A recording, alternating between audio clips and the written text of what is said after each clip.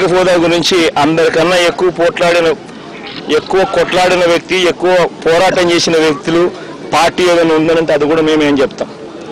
2 సార్లు ప్రధానమంత్రిని కలిసాం, మీరంతా సాక్షులు. కలిసిన తర్వాత విన్నపం ఇచ్చిన రిక్వెస్ట్ లెటర్ కూడా మీ అందరికీ చూపించాం. 4 సార్లు ఫైనాన్స్ మినిస్టర్లను, హోమ్ మినిస్టర్లను, సెంట్రల్ హోమ్ మినిస్టర్లను, సెంట్రల్ ఫైనాన్స్ మినిస్టర్ 4 సార్లు కలిసాం. ఇది కాక మంగళగిరిలో నిరాహార దీక్ష చేశాం. రాష్ట్రం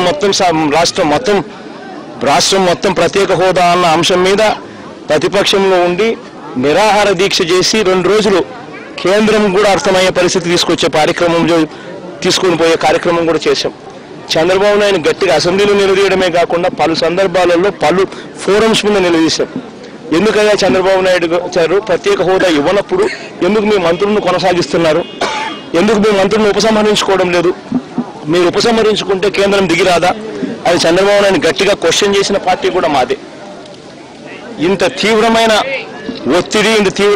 ఒత్తిడి పోరాటం మేము చేస్తూ ఉన్నాం కాబట్టి ఇవాళకి కూడా ఢిల్లీ వాళ్ళకు కనీసం మేము ప్రత్యేక హోదా ఇవ్వడం లేదు అని చెప్పే ధైర్యం వాళ్ళకు లేదు, చంద్రబాబు నాయుడుకు లేదు అసెంబ్లీలో ధైర్యంగా చెప్పేదానికి. అసెంబ్లీ ఎప్పుడు జరుగుతారన్నా కూడా చంద్రబాబు నాయుడు ప్రత్యేక హోదా రావడం లేదని చెప్పడే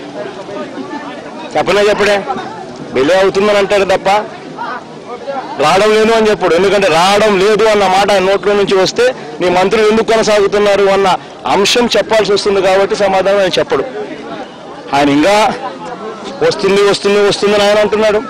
వాళ్ళు పైన ఢిల్లీలో వస్తుందని వాళ్ళు అంటారు. ఒక మంత్రి ఇస్తానంటాడు, ఒక మంత్రి లేదంటాడు, ఒక మంత్రి వస్తుందని అంటాడు. చూద్దాం, కొన్ని రోజులు చూద్దాం. చూసిన తర్వాత కూడా మార్పు రాకపోతే మొత్తం 67 మంది ఎమ్మెల్యేలతో ఢిల్లీలో జంతర్ మంతర్ దగ్గర మళ్ళీ దీక్ష కూడా చేస్తాం, ధర్నా కూడా చేస్తాం. ఢిల్లీ కళ్ళు తెరిచేలాగా దేశం మొత్తం మళ్ళా ధర్నాను చూసే విధంగా ఇంతకుముందు సమైక్యాంధ్ర ఉద్యమం అప్పుడు ఏ రకంగా ప్రత్యేక రైళ్లు పెట్టి ఏ రకంగా తీసుకొని పోయి ఏ రకంగా అక్కడ ధర్నా చేశామో అదే కార్యక్రమంగా కొద్ది రోజులు చూస్తాం.